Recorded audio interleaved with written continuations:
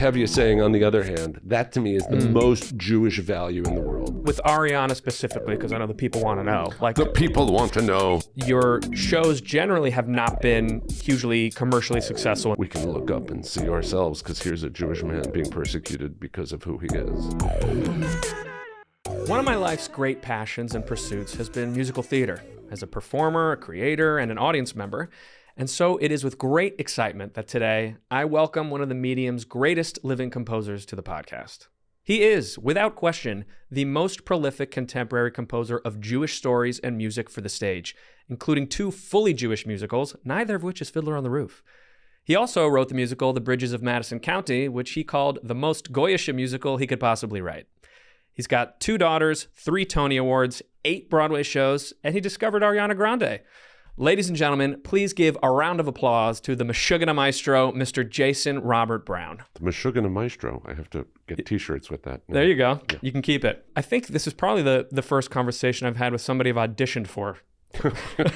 That was a long time ago. It was a really long time ago. Yeah. I don't think that production ever even happened. It did not. Yeah. No, yeah, you auditioned for, we were working on a production of the last 5 years to do out in Los Angeles, and then ultimately we ended up not doing it, but yeah. But now here it is on Broadway. Indeed it Finally, after all these years. Why now? This was really the passion of Greg Noble, who was our producer. Greg had also been the producer of the revival of Parade after we did it at City Center. With someone you know. Who could that be? Another Meshuggah Maestro. That's right. And after he did Parade, Greg said, I really want to bring the last 5 years to Broadway. And I said, I support it and I'm thrilled for it. And, tell me what you need. But I didn't want to get in the way of it. I've directed the show already. And it's been in my life for 25 years. Yeah. And I didn't feel like I had anything new that I wanted to say about it. So I really said, let this be someone else's vision for it. The lead, playing Jamie Wallerstein, Nick Jonas. It's a role that's... Famous Jew, right? Yes. So this is a very Jewish role, based on you singing several distinctly Jewish songs, Shiksagadis, Schmuel song. Have you heard the criticism about having a non-Jew in this very Jewish role? Yeah. And how do you seem pretty nonplussed. Tell me more. Yeah.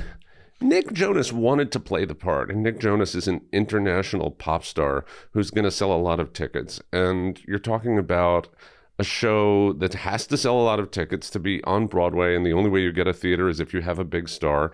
And the number of big stars who happen to be the right age and Jewish who can really sing this would be vanishingly small. And I believe we did actually reach out to as many of those people as we could, and they were not available or not interested in doing it for whatever reason.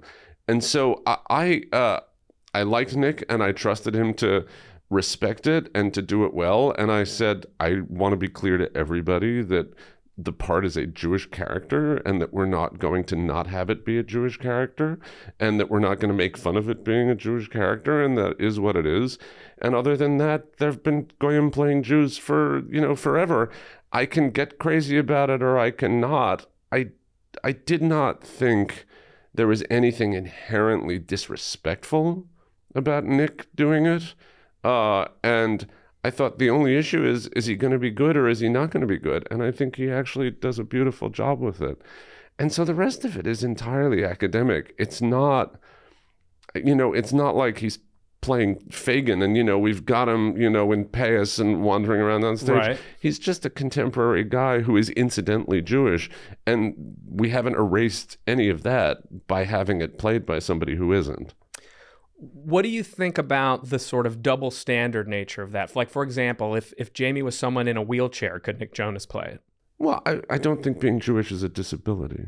No, it's not. But it's, it's a difference, right? In some way? Sure. I mean, I don't know if Nick should play someone in a wheelchair. So it's a little different. There's something different about it. I think if the question is sort of what is representation in this particular arena, where is it important for representation to be exact? Mm-hmm. And I think in Parade, for example, it was very important that that role be played by a Jewish man. And it was, as it happened, and still is on the road. And I just didn't feel that in this case.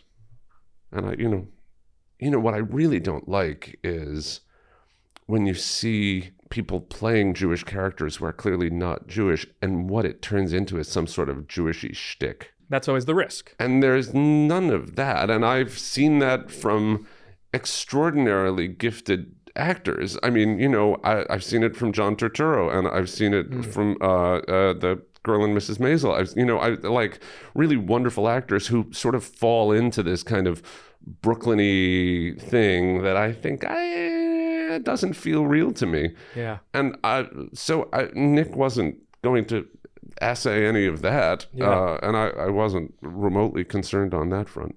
Thank you for sharing that. I know a lot of people were curious to hear your way in. The more famous song probably from the show is Shiksagadis, which has been performed by a million people, myself included, for many, many years.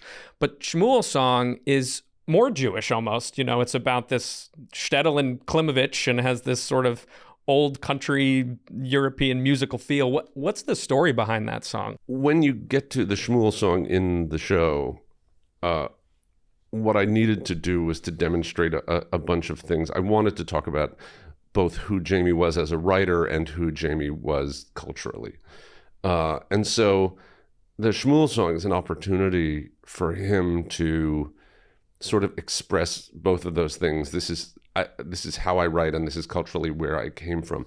I think it's obviously Jewish because we think of all those Isaac Bashevis Singer stories in that particular way, and the Chaim Potok and all that, Mm-hmm. But I think, again, it's not, there's nothing religious at all about the song. There's just this culture of what it was to be in the shtetls, in Russia, in the Pale of Settlement. And that's just as Jewish as the religious piece to me. I mean, I think those are precisely, but it's Jewy. not. What it's not about is any kind of worship. Oh, sure. It's just a cultural history there, and so I think Jamie would have grown up hearing those stories and reading those stories and loving those stories and finding that to be a sort of comforting world of fable. Yeah. Whereas Kathy, who he's singing it to, wouldn't necessarily have the same context for it. And Right. I thought it was important to put the two of them in that situation where he's got this story that feels like this is just my culture. These are my people. This is how we tell this story. And that she would find this all, very exotic and strange. That was the core of the Schmuel song, was just everything we're going to talk about in terms of Jewish musical theater is going to come down to Fiddler on the Roof at some point.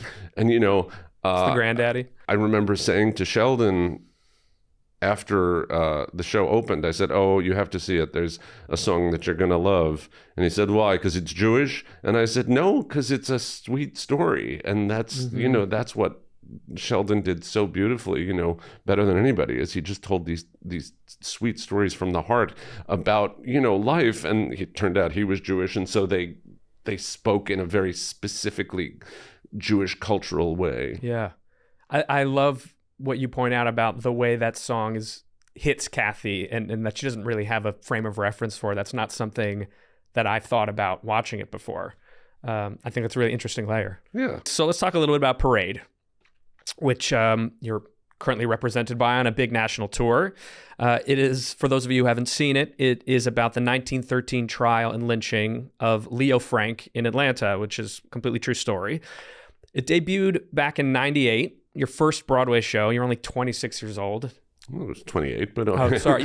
Maybe you started writing it when it was 26, was what I read. I think I started writing it when I was 24. Well, there you go. So I hit the mean.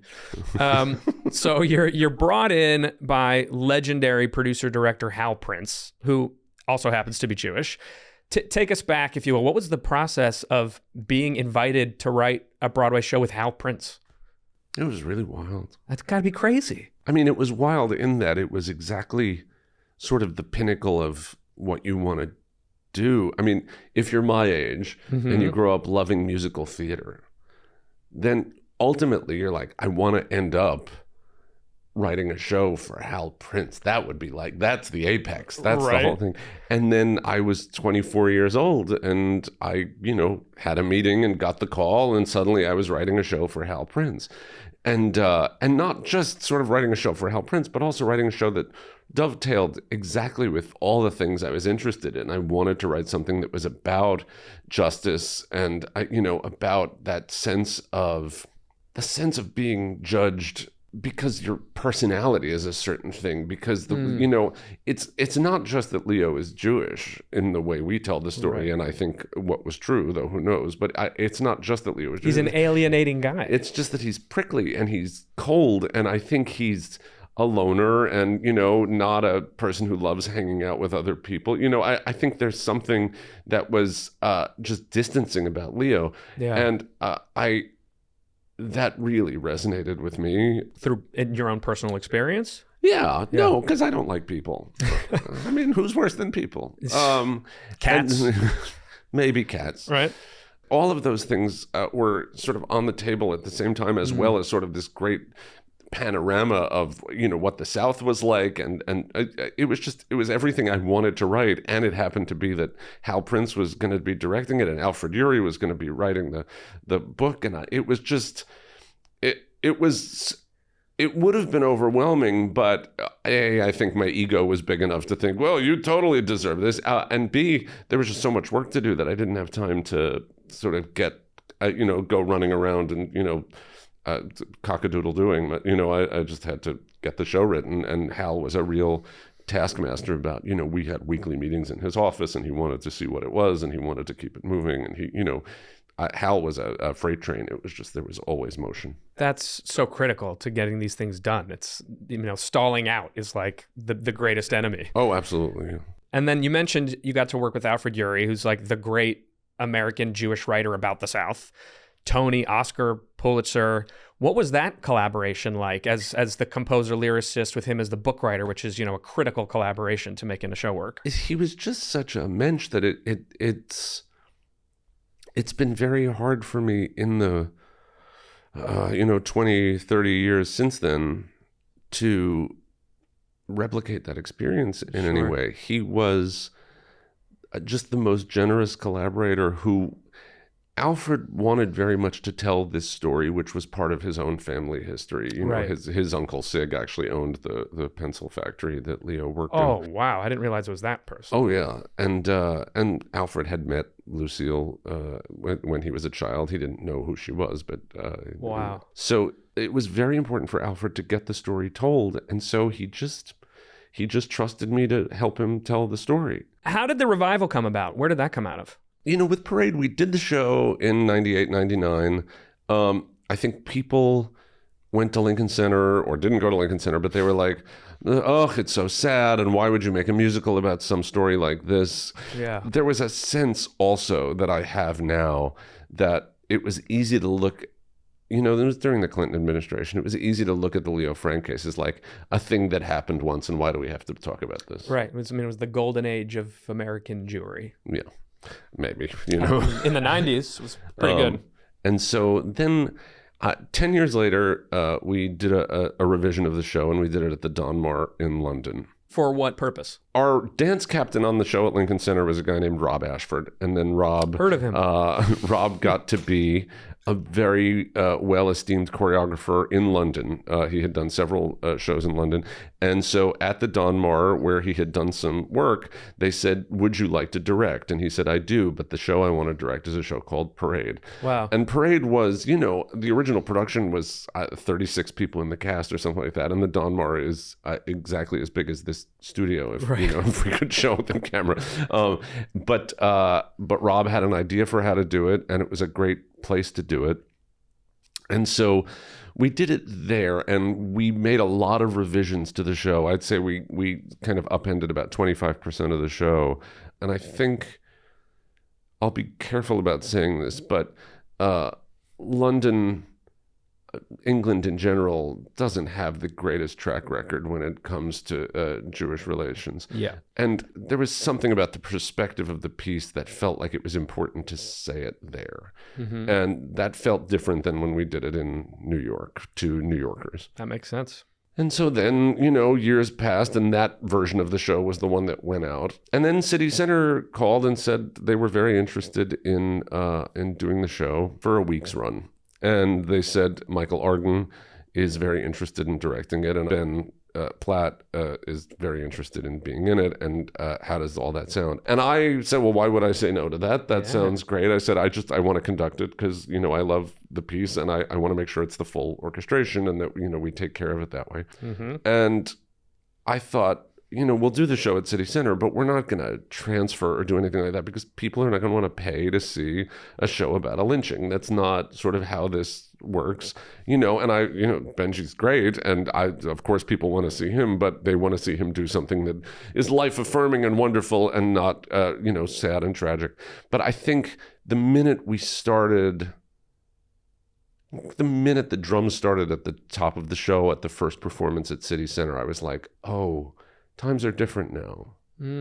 I've only ever had shows be unsuccessful on the commercial level. I mean, right.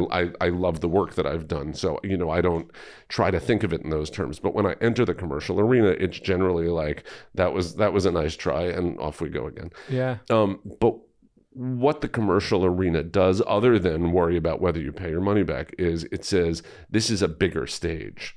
You know, if you are going to enter the commercial arena, it's because you're saying, I have something that needs to be on a large stage. And what Greg Noble, the producer, saw was there was a real hunger to put this story on a larger stage. And the context was very different than it was in 1998. The context was, you know, we're in a time where the government, you know, is being run by white supremacists. And, you know, in 2023, that was not literally the case because, you know, Biden was in office. But what was all around us was the residue of 4 years of absolutely toxic anti-Semitism.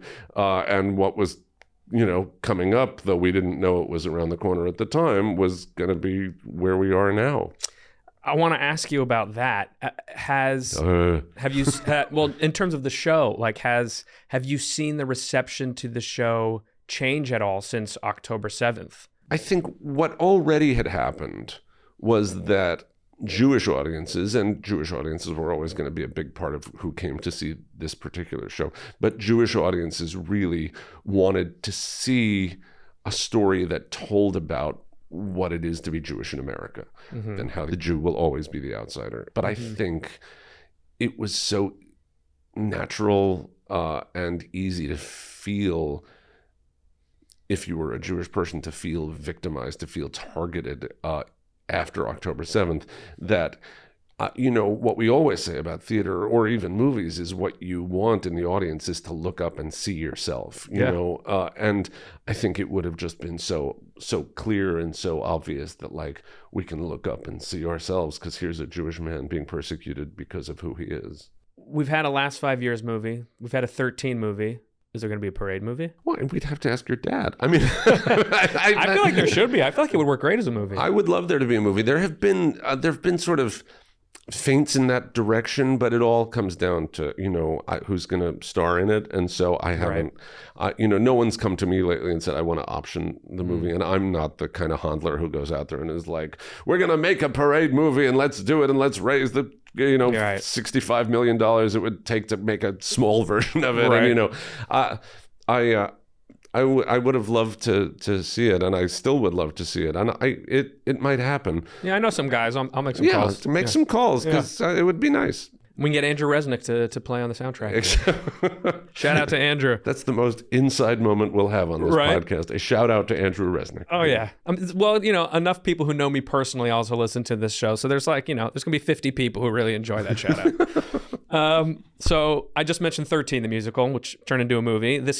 Stage musical 2008, movie 2022. This is really one of the great tributes to authentic Jewish joy in the contemporary entertainment canon. Are you aware of that? I like that description of it. It really is. I mean, it's a very unique property, and it's the kind of story that I talk a lot about on this show and in my speaking engagements, of the kind of stories I want to see being told that are contemporary Jewish stories. There's no Jews dying. It's not about the Holocaust. It's people celebrating and being happy that they're being Jewish, and it has meaning for them in their lives. Well, and I'll get back to an earlier point here, which is that with Netflix, I was absolutely insistent, to the point of I would have scuttled the movie, that all of the Jewish characters be played by Jewish actors. And I think the reason why that matters there and doesn't matter so much when it's Nick doing it on Broadway is what we were talking about was, with movies, you're talking about a situation where it is a story about a Jewish kid and a Jewish family. And their Jewishness is absolutely essential to the storytelling. And you talk about a large stage. We're talking about this is the representation of this show that most people are going to know. Right. This is how this is going to be, as opposed to Nick playing the show for 14 weeks, where what I think is I get to see some great pop star, bring this role to life for 14 weeks. Who's being harmed by that? Right. I think had the movie of 13 been a bunch of, non-Jewish people playing those roles, that would have been sort of me rubber stamping this kind of erasure of Jewish actors and what that culturally means to the character in a way that I just felt it would not have been at all appropriate to what I had written. I think that's a super clear distinction. Do you think you could get 13 made today on stage? I'm amazed that we did it then. That was another show that I never thought was supposed to be a Broadway musical. I mean, it's 13-year-olds running around on stage. And in the pit.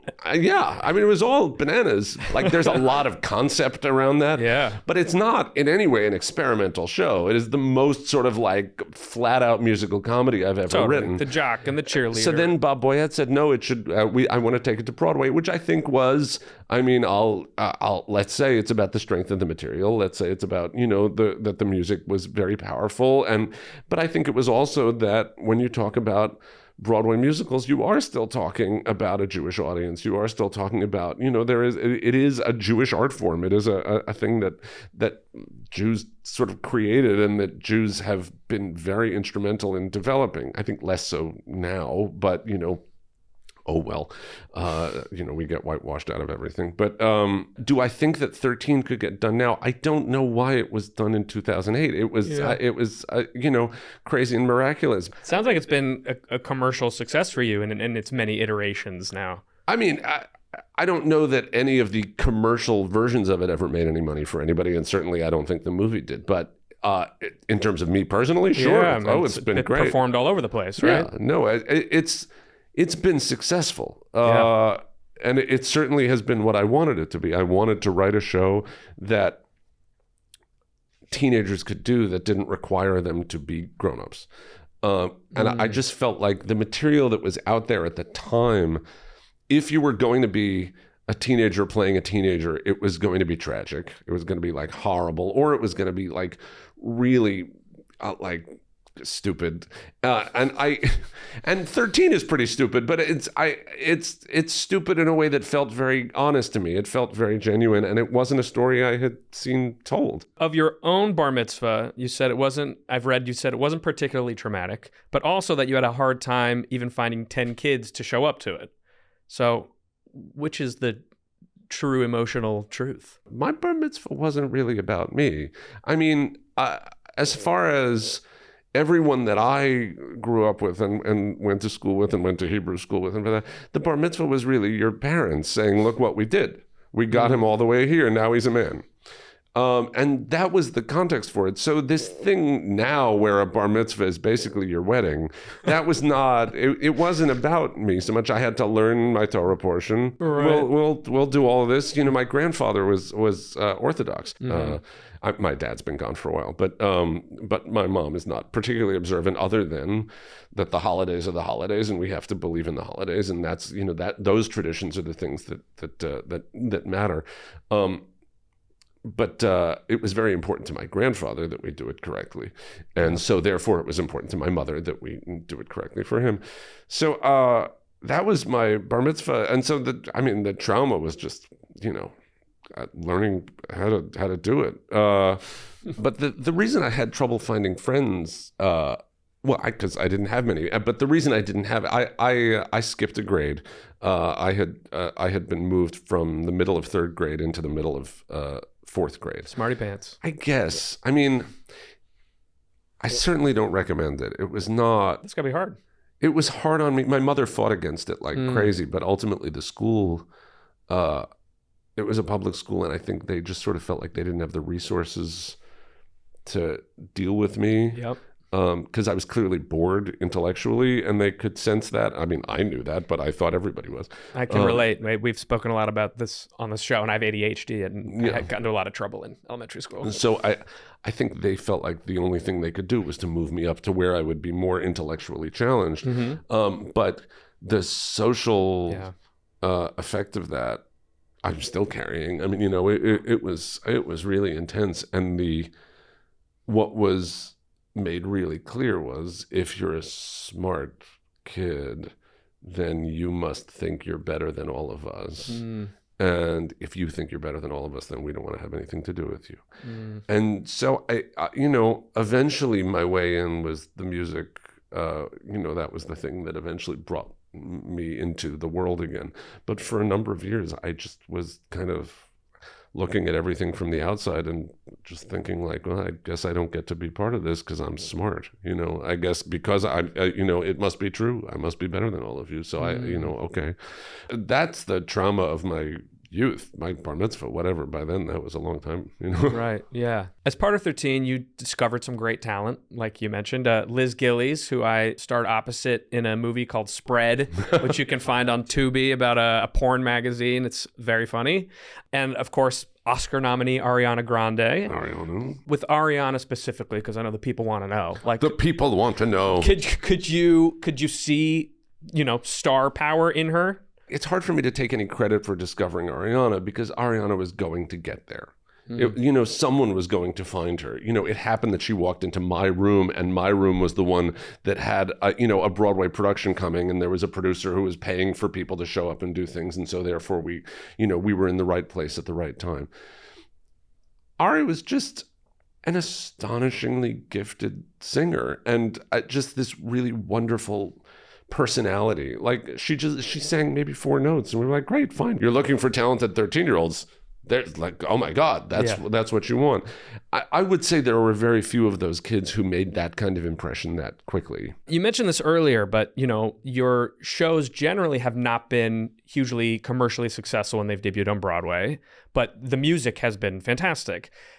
What can you share about like that aspect of your career journey of creating great music for projects that maybe aren't received the way you'd hoped, and how you keep just pushing forward?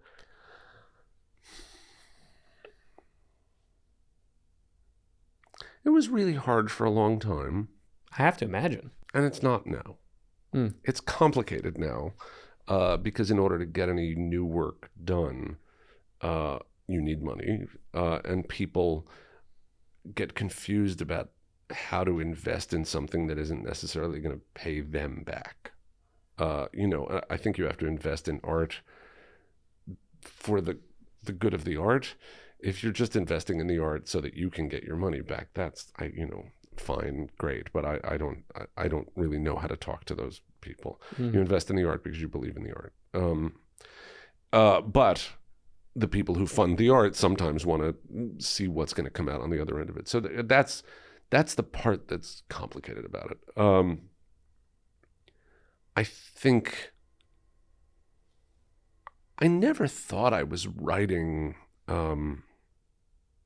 forbidding or very difficult work. I thought I was writing stuff that was kind of straight down the middle.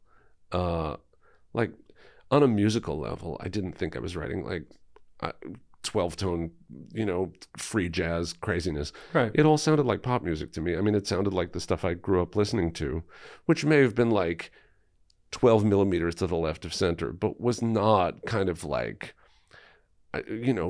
thrash metal. What did you grow up listening to?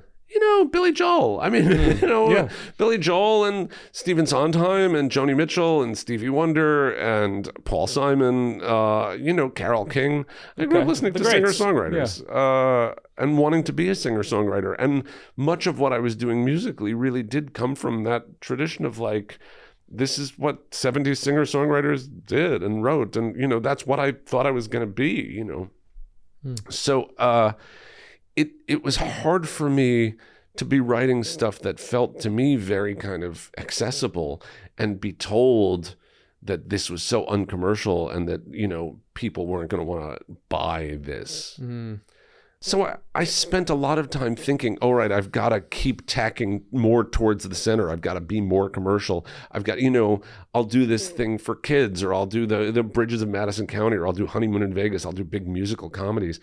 And I love those projects, and I love having done them. But having done them and having them all sort of end up in the same exact boat as the rest of my work, I think, oh, all right, I got it now.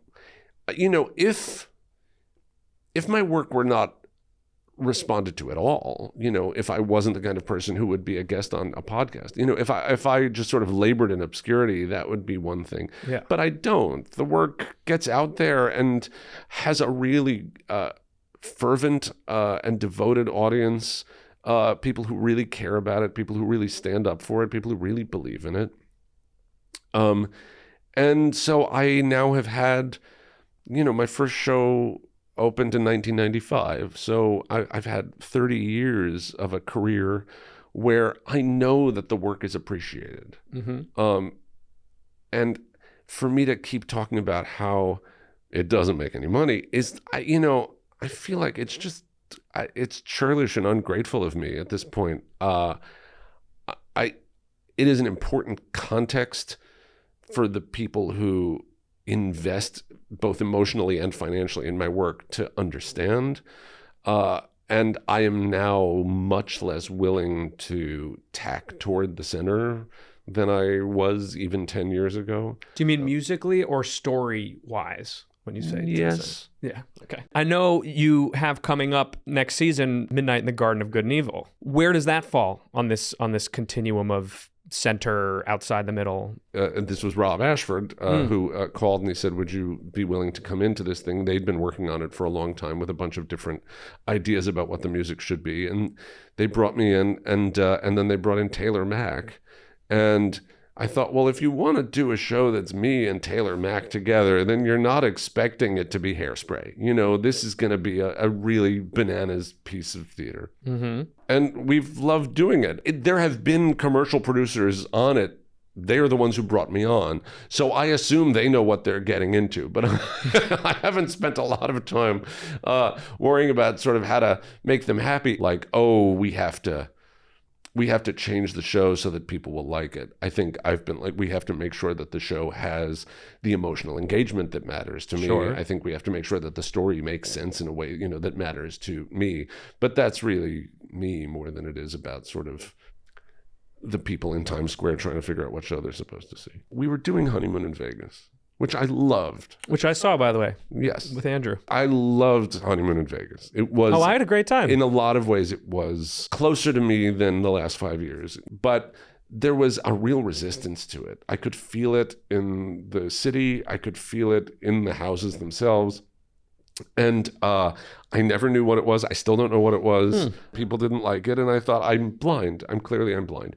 And on a matinee day, I was walking from the theater to go and meet someone for lunch, and I had to walk through Times Square.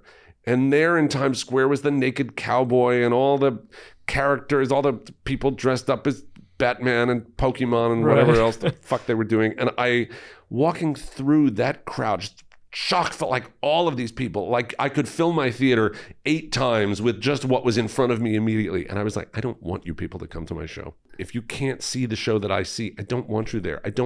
This loud, noxious, bright environment, this is not what I do. This is not who I am. If you want to be in the middle of this circus, I don't want to write for you. There is this sort of very shiny, loud, brash world out there that likes to see things as being either one thing or the other, and you are either on one side or that. And I don't want to see the world that way. Mm-hmm. And I don't want to sort of simplify the emotional life of the work that I do to satisfy people who want it to be that. Your love of Judaism and its music, not just of a narrative style, but also you've written something called the Hanukkah Suite, which is sort of a Broadway classical choral combo of all existing Hanukkah music, which is notoriously not great music. You made it sound a lot better.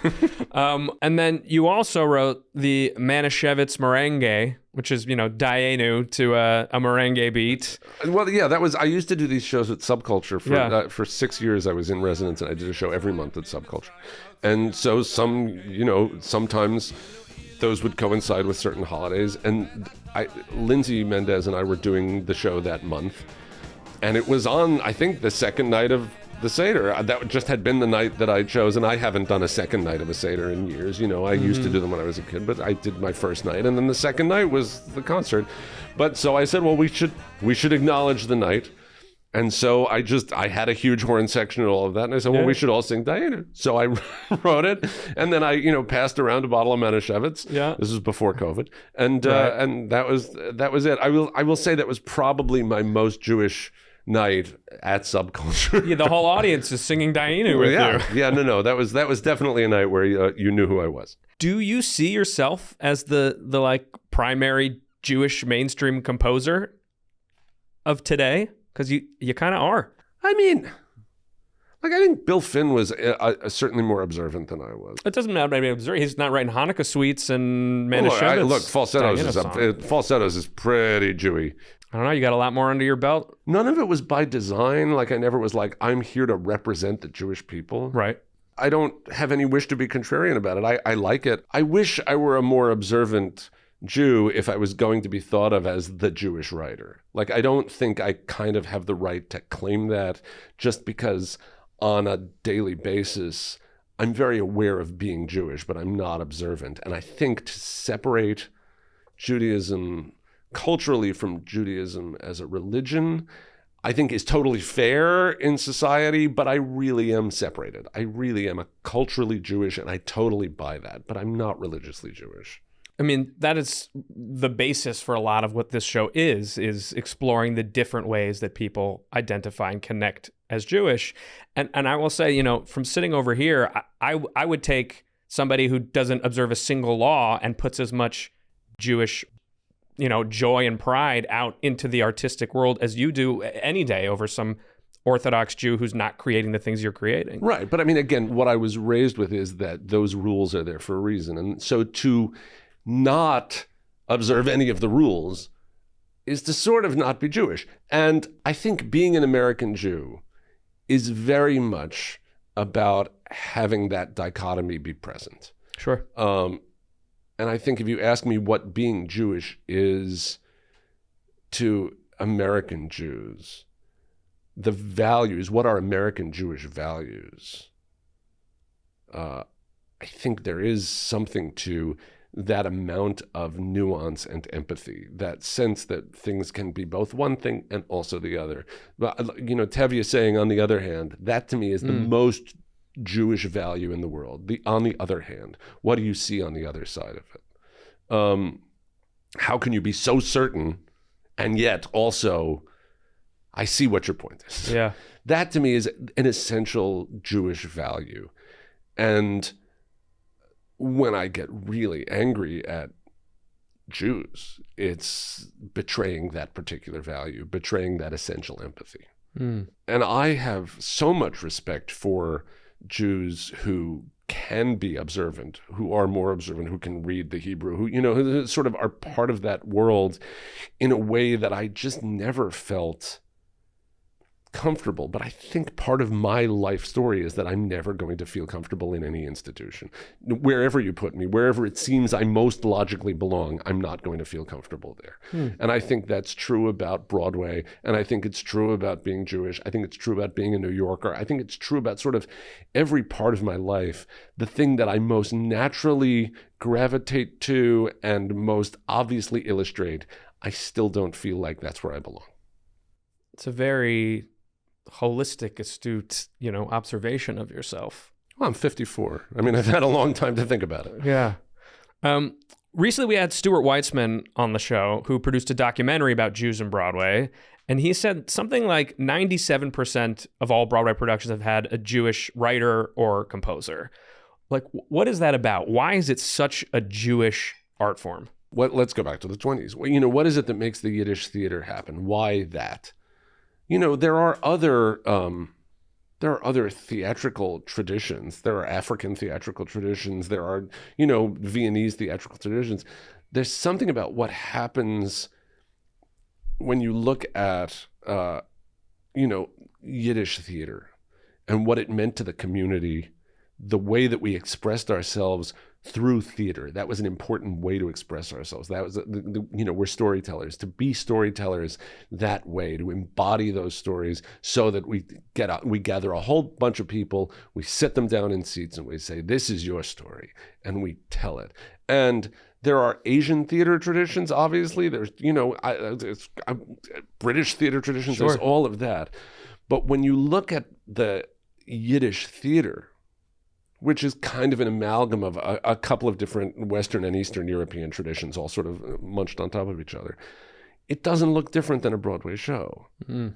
And so I think you think about how those people on Second Avenue in those theaters eventually became the people who moved uptown to these Broadway theaters, and they are the DNA of what commercial musical theater is, because it came from there. That was sort of and when I talked earlier about sort of how we get whitewashed out of it, I think ultimately anything that makes a lot of money is going to be co-opted by by the larger culture. Right. And, I think Broadway musicals have been and are being even more sort of co-opted by the larger culture because they can make a lot of money. But I think for a very long time, it was this wonderful little niche that the reason that 97, I mean, I don't know if it's 97%, but who am I to argue with Stuart Weitzman? But if it's 90%, the reason is because we just knew the rules better, because we made the game. Mm-hmm. And now it's been, 100 years and other people are learning the rules or changing the rules or doing it or understanding it. But it was our game for a long time. It was our vocabulary. And so that's my best guess. So I know you were saying don't put it in a historical context, but for me, it makes sense in a historical context because this is the way our people have always told stories and communicated. On a personal level, what has drawn you to tell stories in this way through this medium of musical theater? There's something so elemental about it that in a lot of ways it's hard for me to analyze. I think my natural inclination always was to tell stories. And the minute I put my hands on a piano, I was like, oh, I can tell stories this way. And, I saw Broadway musicals as a kid, and, I always loved them. I always loved watching them, and sort of what it meant to tell a story with a song felt very, it felt very organic and beautiful to me. And I think the singer-songwriters who I loved, told stories with music. That's sort of what they did. And so I just wanted to do that. There were so many paths that I felt like I could have gone down. I wanted to be a singer-songwriter, and I wanted to be an actor, and I wanted to be a novelist. And, all of those things I wanted to do. But the thing that combined all of that the most naturally, again, the place where I obviously belonged, whether I liked it or not, the place where I obviously belonged was just musical theater. And I've read that you said that your career really took off after you dropped out of college and started working in a piano bar. It was a place I saw where people liked musicals and where people needed piano players, and I could play the piano. And so I would go in to play for other people and to sing songs occasionally. And then I was writing songs. And so I would say, oh, I can have people sing my songs. And I would give them to everybody, just sort of willy-nilly, just hand out myself, please, you sing my song, will you do it? And I would be, playing piano for their cabaret act, and they always ended up weirdly with a song of mine in their cabaret act, And I think that intersection of like the Jewish spaces that I came from and the gay spaces that I was in, just sort of people started talking about the work and people started responding to the work. And it was sort of spilling its way out there. And the very first versions we did of Songs for New World were in, upstairs at 88s in piano bars. That's amazing. So much of my career is based on the 3 or 4 years that I spent in piano bars. It's where I met Daisy Prince. Daisy would go on to direct last 5 years. Well, she directed Songs for New World. She directed the last 5 years, and she directed The Connector, which we did last year. And so, the sort of the most important creative partnership of my life happened in those, rooms. And Daisy introduced me to her father, who was Hal Prince, who directed Parade. So none of my creative life, the way it looks now, happens unless I walk into 88s when I was 19 years old. One of the key pieces of advice I give to young kids, and how do I start? What do I do? I say, just go somewhere, New York or LA, depending on what you want to do. Find a community that speaks to you and just sort of plant roots there and start get to know people and do your thing and see what happens. And I feel like you're just like the total embodiment of that bearing fruit. I remember somebody said to me, don't take a money job doing the thing that you love. And I understood what they meant. Like, don't take a survival job as a pianist, like on a cruise ship, and then you end up just sort of like feeling like you're cheapening what you do, and it just feels like. So I understand that, but I don't agree with it. I sort of think the reason I've ever been able to have a career is because the only way I ever knew how to make money was to just do my art, was to just do it, and to make sure that somehow whatever I had to do, I had to get paid to do it. But I had to make sure that the money was. So I played piano bars, and I made, if I made $300 a week, that was a good week. But I went and I did it, and I coached singers, and I played bad shows, and I did and I would have done cruise ships. No one would hire me. I mean, it's like there was a lot of stuff that anything that I can do to make money making music. But because I was so in need, because I was so desperate, I ended up meeting a lot of people who were in the business. People would say, "Oh, you need a pianist? I know some kid who will fucking do anything." That's the other second piece of advice is when you're starting out, always say yes to everything. Yeah. I mean, I was in no position to say no to anything. I didn't come from money. I was like, I'm here in New York and I am barely scraping by every single month. And so if you need a piano player, great. I have this gift. I have this thing I'm supposed to be doing. And I've spent my whole life learning how to do it. And I'm still learning how to do it. I have to go out and do it. So for me to go wander down to Tribeca to where some amateur theater group is doing a production of Mame and just say, if you need a second pianist, I'll just sit here all day long. And even if I play one note, it's good that I'm here. And I did that shit all the time. I love that. It reminds me, we had an actress, Jackie Tone. I don't know if you know her, on the show. And she is as passionate and committed to acting as you are to music. And she said, look, I'm going to be poor and be an actor, or I'm going to be rich and be an actor, but I'm going to be an actor. And I think that's what it takes to make it in this business. You can't picture yourself doing absolutely anything else. Yeah. And I've never felt like I wasn't going to have enough money to eat. Because I have enough skills as a musician that even if Broadway shut down, I'm like, no, I have enough skills. People need enough of what I do. And that was honed over a long, long period of time and a lot of work. The last big question I want to ask you is, I hear a lot from Jews in the Broadway community today who find there to be somewhat of a hostile atmosphere in the wake of October 7th and sort of the explosion of Jew hatred that we've seen. What do you say to those people who are maybe afraid to wear their Jewishness on their sleeve right now, coming from someone who has, it seems without even giving it a second thought, put that into his art for his whole career?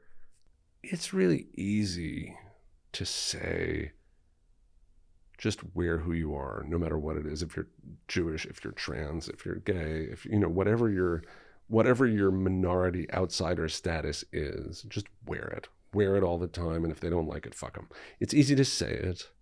Totally understand people who don't. And I not only understand, but it's fine. There are the people who are going to have the courage to do it, and then there are the people who just don't. And if you don't have the courage to do it, good Lord, live your life. It's okay. I don't like people who are going to deny their Jewishness, but I also don't think you have to sit there with the Jewish star on your necklace and the kippah on your head. I think there's a lot of ways to be Jewish in this world that don't necessarily entail advertising it. I'm comfortable advertising it. I'm very comfortable. When I started conducting, I took conducting lessons in high school, and the guy who was my teacher, he said, look, I can teach you a bunch of things. The thing I can't teach you is you're either a leader or you're not a leader. He said, and the reason I'm teaching you is because you're a leader. And that is a personality type. Yeah. You either need the rush of being a leader, and it is a rush. It's hard, but it's a really satisfying thing to be able to do. But you either need that or you totally don't. And so I feel like I don't ever want to push somebody to go against what their body is telling them to do. It's a scary time to be anything. But I'm never gonna, I say it now. Let's say it now. I'm never gonna be hiding who I am because I'm proud of the people I come from. I'm proud of my family. I'm proud of my heritage. I'm not always proud of Jews because some Jews are assholes. They're only human. But I'm proud of being Jewish because why wouldn't I be proud of it? I just am who I am. There's nothing, I'm proud of me, so therefore I must be proud of being Jewish. So I don't have any issue with that, but it's a scary time and everyone's entitled to be scared. Sure. I love that I finished with that question because that was such a great answer. All right, lightning round, and then we'll get you out of here. Yes. Challah, rip or slice? Either. You go either way. There's no go-to thing. If I handed you a challah right now, you're going to rip it or going to slice it? Well, unless you hand me a knife, I'm going to rip it. Okay. Do you have a favorite Jewish holiday? I suspect I have a least favorite Jewish holiday. Let's hear that. I'm probably Yom Kippur. Yom Kippur's a drag, man. There's just no way around it. Yom Kippur's, there's no fun to be had at Yom Kippur. You talk about breaking the fast. You're only breaking the fast because you had a shitty day. It's a bummer of a day. Philosophically, I get it, but I'm not looking forward to Yom Kippur. There's nothing about it. It's my dad's favorite holiday. Well, there you go. Now you have something to talk about at the next workshop. Yes. Your dad must like suffering. It's not my fault. Do you have a favorite Jewish food? What's the first thing that pops in your head? My mother's brisket. What are you going to do? It was great. I will say my Aunt Phyllis also made potatoes. She made these twice roasted potatoes. And nobody other than Jews would make them. And it was perfect. Shout out to Aunt Phyllis. If you could turn any biblical story into a musical, what would it be? Joseph's already taken. A lot of them are already taken. I guess that's fair. I'm afraid someone will take me up on it if I say it. Say it. I don't know. Esther's kind of fun. I'd get into Esther. Yeah. She comes up a lot on this show. She's really having a moment. Yeah. Yes. That's a good one. You've done Dayenu. You've done Hanukkah Suite. What holiday gets a JRB song next? Well, given that both of those were accidental, I think I will just let the holiday come to me. Let the fates decide. Exactly. Jason, thank you so much. This has been so awesome, and I know the audience is going to love it, and I really appreciate you being here. Thank you. A standing ovation for Jason Robert Brown. Except you're sitting. I can't get up, but you can. Jason, you are literally an inspiration to me in my work, and I've loved having this conversation with you. Folks, next Monday night, May 12th, I'm speaking at Am Shalom in Glencoe, Illinois. Tuesday the 13th, I'm at the High Tech Festival in Manhattan. And Wednesday the 14th, I'm in Scarsdale at the UJA Westchester celebration. That sounded like an old Borscht Belt joke, but it's all true. We'll have links for everything in the show notes. Please come out. I would love to meet you. Our show is also now available to stream on Izzy, along with thousands of other programs from Israel and the Jewish world, like the new prequel to Shtisel. So check it out on streamisrael.tv. Even if you're watching this, please subscribe to the show on Apple Podcasts or Spotify. Follow us on the Gram, YouTube, X, TikTok, and sign up for our newsletter at jonahplatt.com. All right, they're playing my exit music. I'll see y'all back here for the next rhapsodic episode of Being Jewish with me, Jonah Platt.